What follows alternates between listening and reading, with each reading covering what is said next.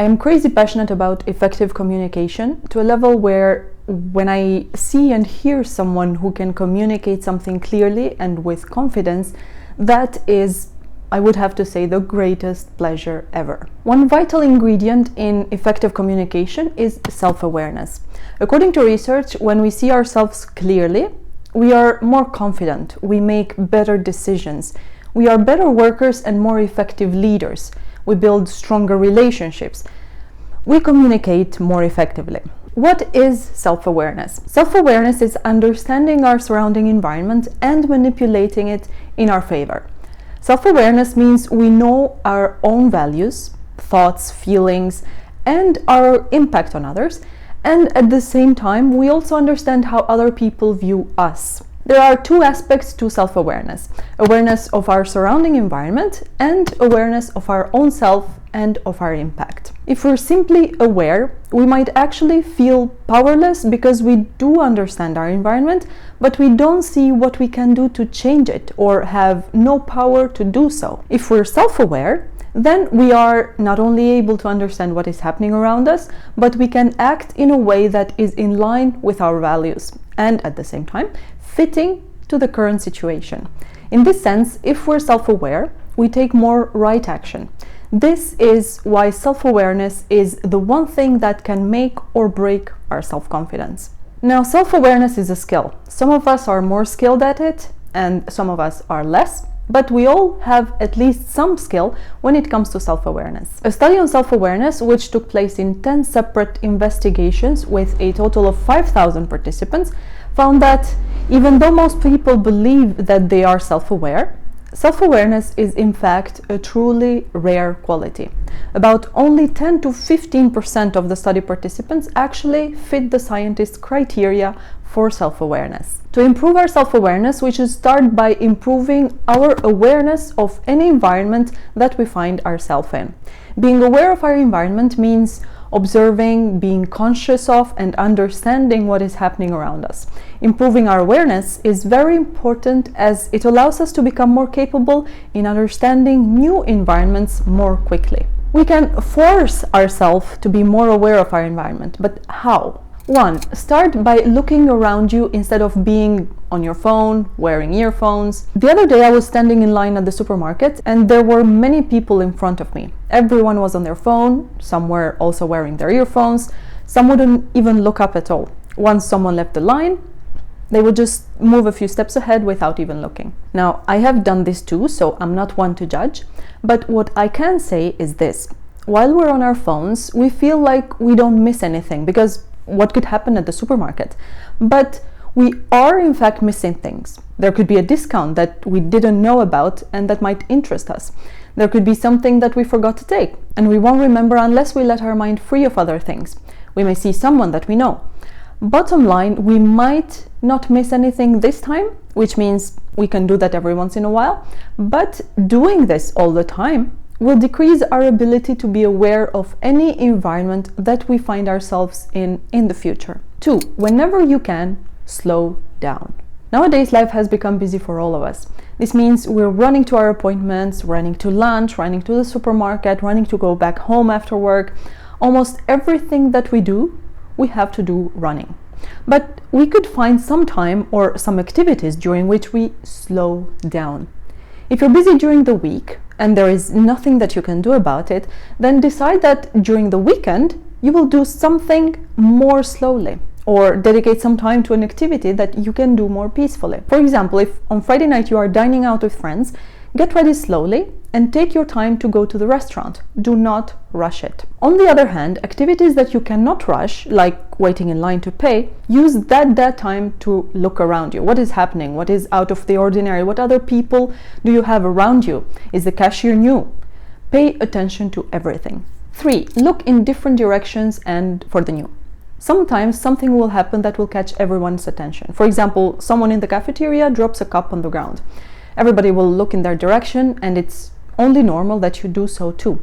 But you could have a very quick look around in other directions too right after to see how other people are reacting, or if there is someone who did not react at all. You wouldn't be looking for something particular. You would simply be observing what is happening around you as much as you can. At the same time, we tend to always favor familiar things. When we go to the cafeteria, we might do the exact same thing every single time, or we could look at the same exact things or people.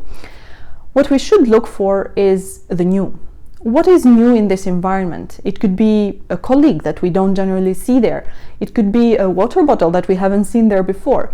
Or there could be a small Christmas tree set up. If we're only looking for the things that we see every day, if we're only noticing our colleagues that we see every day in the cafeteria, we are going to miss on the other things, those things that increase our awareness of the environment. And 4, go to new environments with curiosity. Practicing the 3 things I just mentioned can give us a more open attitude towards new environments.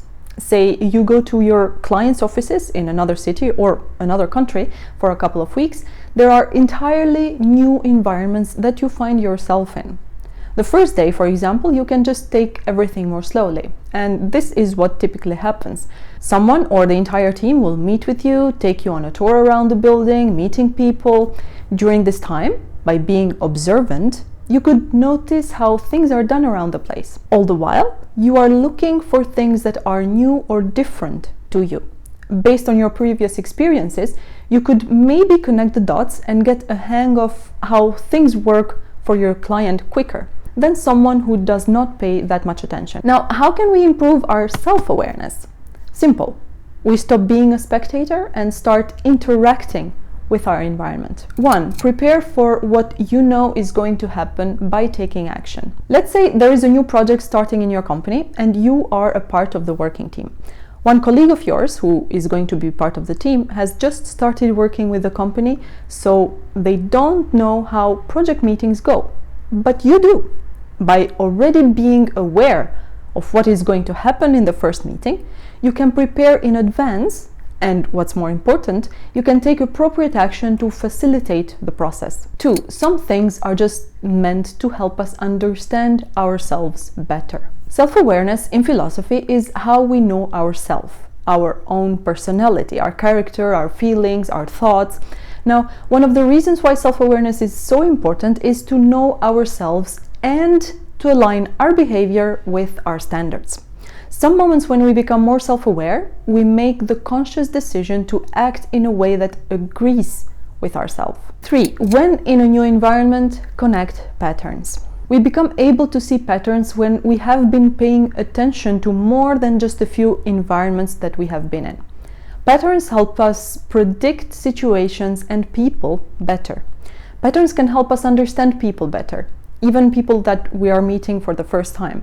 They can help us understand what is happening better, and they can also help us take the right action. And the 4th one, challenge yourself. Studies have shown that, contrary to popular belief, experience can lead to a false sense of confidence about our level of self-awareness.